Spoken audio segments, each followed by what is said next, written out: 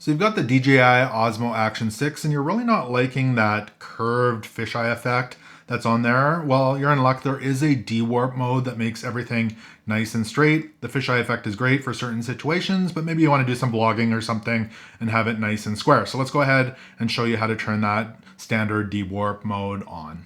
So on the Osmo Action 6, you can swipe from side to side here. Make sure you're on the video mode that you're changing this for.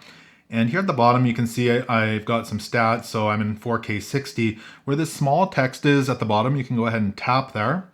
And this is where you would change your recording resolution and frame rate. But in the top right-hand corner, you can see I've got RS and U wide. So that's rock steady and ultra wide. So if we tap on that, here on the left-hand side, you can adjust your stabilization options. But on the right, we can adjust the kind of lens that we're using. So currently it's on ultra wide.